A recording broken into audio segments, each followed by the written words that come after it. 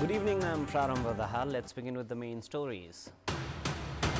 Government decides to end winter session of the parliament to avoid the wrath of the opposition. Nepali Congress not to step back from its demand for formation of a parliamentary proof committee. Polarized voices rise inside the ruling coalition.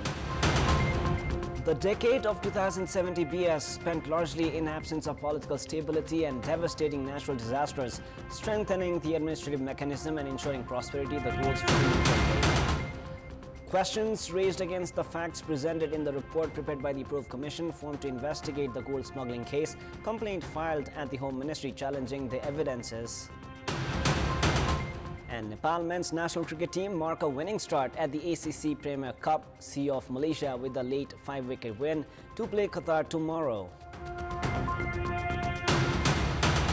The government has recommended to end the winter session of the Federal Parliament. Today's meeting of the Council of Ministers has decided to recommend President Ramchandra Paudel to end the Parliament session from the midnight of April 14.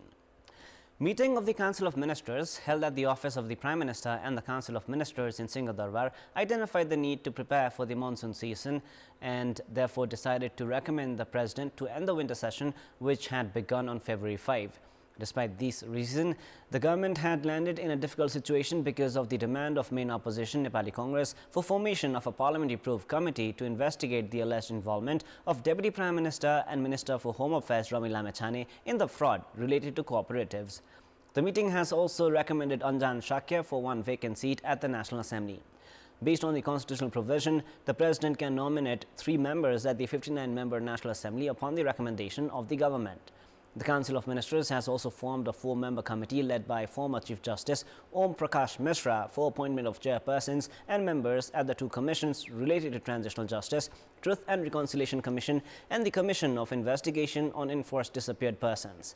The meeting also decided to announce orange as the national fruit. Prior to this, Prime Minister Pushpakamal Dahal and CPNEML chairperson KP Sharma Oli had held discussions at Singhadarbar before the meeting of the Council of Ministers. The government reached the decision to end the parliament session because of the pressure applied by main opposition Nepali Congress for its demand to be addressed. At a time when many important laws have yet to be formulated, the government made such a decision. Only 3 bills were endorsed from the winter session, which shoulders the responsibility of formulating laws. Members of the ruling parties themselves have said that ending the parliament session was not a solution. Main opposition Nepali Congress had been obstructing the parliament session with demand of formation of a parliamentary proof committee to probe Deputy Prime Minister and Minister for Home Affairs Rami Lamechhane from March 15. However, instead of figuring out a solution to address the demand of the opposition, the government directly ignored their voices and chose the path of ending the parliament session. Parliamentarians of the ruling parties themselves have termed it a wrong move. Main opposition Nepali Congress has alleged the government of running away from the parliament. It has said that the government could not walk away from its responsibility of ensuring justice for hundreds of thousands of victims of cooperatives. Parliament is where the government is held accountable.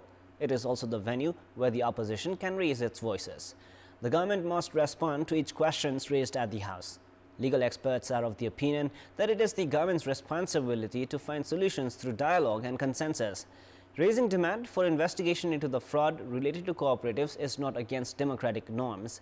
The modality of the probe mechanism can be decided through agreement among the parties, which is a democratic process as well. But with alternatives in place, the government seems to be stepping back from the democratic practices by ending the parliament session in a rush. This incident has put to fore the political parties' habit of prioritizing their own interests, and it has also damaged the public trust on political parties. It is now time for our segment Public Pulse, where you text us with your opinion. Public Pulse. Before we ask today's question, let us take a look at the result from yesterday's poll. Yesterday we asked, why have sports infrastructures not been prioritized for the investment summit? 50% were for A, not understanding the significance, 20% were for B, inadequate lobbying, and 30% were for C, projects not identified. And here is our today's question. What do you term the decision to end the parliament session by leaving the bill stranded? Your options are A, fear of the opposition, B, compulsion after being encircled, and C, weak parliament leadership. The voting is on. Type NEWS, select your option A, B or C and send it to 34001. Today is the last day of 2080 BS as per the Nepali calendar. With the beginning of the new year tomorrow, we are stepping into a brand new decade as well. Nepali politics remained unstable in the decade between 2070 to 2080 BS. Nepal faced several ups and downs during this period. The initial phase of the decade, which had begun after a new political transformation, was largely spent in political dilemma. Instead of new practices and administrative mechanisms, the nation continued facing same old problems of corruption and irregularities because of those in power. Before the political ripples settled down, the nation faced devastating natural disasters and was not spared by a global pandemic as well. Despite these challenges, a few positive transformations were witnessed in the social sector. The decade of 2070 BS, which began with lack of political stability, is ending on the same note. The decade commenced with positive dialogues on the kind of administrative mechanism to be formulated, but is ending with identification of flaws in the current system. The decade also faced devastating natural disasters and global pandemic. With the government leadership lost by the political parties following the dissolution of the first Constituent Assembly, the decade had begun with uncertainties. Politics returned to form after the second election of the Constituent Assembly held on 19th November 2013 by the Council of Ministers chaired by Chief Justice Khilraj Regmi. However, it took 2 years for the promulgation of the Constitution. The nation was then rocked by the biggest earthquake of the century in the country on April 25, 2015. More than 9,000 were killed, while hundreds of thousands of structures were destroyed. Political uncertainties remained even after the nation was hit by the 7.6 magnitude earthquake. With political parties polarized on electoral and administrative mechanism, development of the constitution took a hit. However, unity among the parties in facing the earthquake led to promulgation of the constitution on September 20, 2015. It was that moment which pushed the nation towards federal democratic republicanism. However, problems did not end right there. Expressing dissatisfaction towards the same constitution, neighboring India imposed a border blockade. Facing the problems caused by the embargo, general elections were held for the first time in Nepal across the federal, 7 provincial and 753 local levels in 2017. Local levels and provinces had their own government in the first step of implementation of federalism. CPN-UML and CPN-Maoist centers unified to form the most powerful government since that of BP Koirala in 1959. However, that unity did not last long. Disputes escalated and the party disintegrated on March 7, 2021 on the basis of the verdict of the Supreme Court. Erstwhile Prime Minister KP Sharma Oli tried to dissolve the House of Representatives on 2 occasions, which was termed unconstitutional by the Apex Court. The frustrations of the downfall of the strong government chosen by the people after disintegration of Nepal Communist Party continue to exist today as well.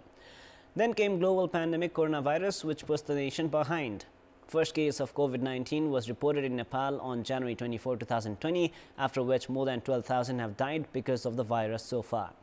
The long period of lockdown severely damaged the national economy, and the impact of that continues to be felt. Meanwhile, the administrative map of Nepal, including Limpiadhura, Kalapani and Lipu Lake encroached by India, was published in this decade as well. It was another case where the political parties stood in unity. In the second general elections, Nepali Congress, CPN-Maoist Center and CPN Unified Socialist, among other parties, formed a coalition, while CPN-UML had to contest alone in many places. It was the same election where independent candidates like Balendra Shah and Harka Sampang emerged as winners at the local levels. Rashtriya Swatantra Party came up as an alternative force with a strong presence at the parliament. Janmat Party left behind old forces in Madhes. With new faces and forces creating hope, the familiar ones were busy in their ploys, because of which stability was not ensured. Political parties also stood together at times to protect their members alleged of corruption and irregularities, while they remained apart for their power aspirations.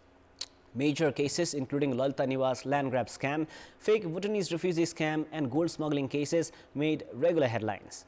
Investigations into these cases saw Nepali Congress leader Bal Krishna Khad, CPN-UML leader Top Bahadur Rai Mazi and CPN-Maoist Center leader Krishna Bahadur Mara, among other influential figures, arrested. Government initiatives for creation of employment opportunities remained a failure, while the pace for reviving the national economy never really gained pace. Notable progress was not achieved in social justice and good governance, but the governments reiterated their slogans of prosperity and development. The exodus of 700,000 Nepali nationals each year to seek employment opportunities elsewhere is an evidence to public frustrations. Periodic elections, inclusive proportionate mechanism and implementation of federalism were a few positives, alongside social security program for the workers and initiation of construction of hospitals at each local level. However, issues of transitional justice were not settled this decade as well. On the eve of the new decade, discussions regarding the change in mechanism continue to be held. While we hang a new calendar on the walls, we Nepali citizens continue to aspire for a peaceful, prosperous and developed Nepal. Now, in our Public Voice segment, we've asked about their plans for the new Nepali year 2081 BS. Let us now take a look at what they had to say.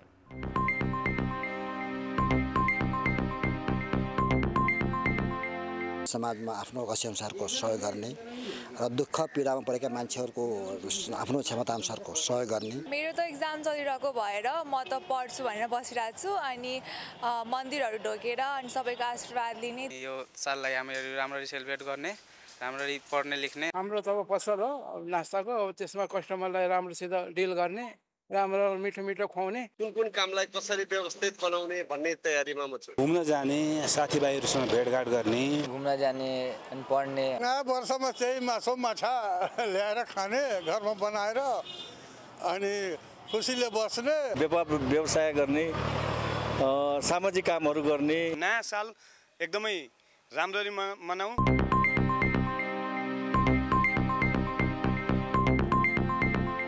Problems have surfaced in implementation after errors were found in the report prepared by the Investigation Commission formed to probe the gold smuggling case. The Commission had spent 5 months to prepare the report. Now, despite the decision of the Council of Ministers to implement the report, it has now been stranded after serious errors were discovered. A complaint has also been filed at the Ministry of Home Affairs challenging the findings and evidences of the report prepared by the Commission.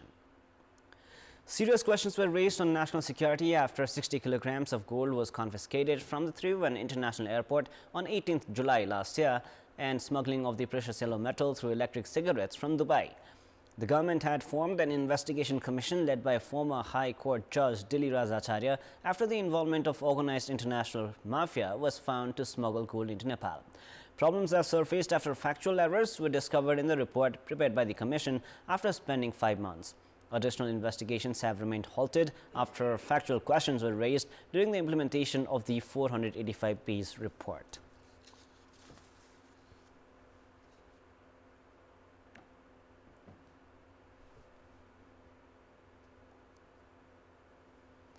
Time now for the sports news.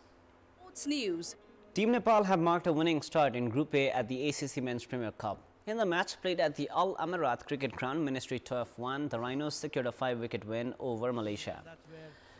Malaysia won the toss and elected to bat, where they posted 143 runs for the loss of 3 wickets in 20 overs. Skipper Virandeep Singh top score for Malaysia as he remained unbeaten at 72 runs from 57 balls. He hit 4 fours and 6s each.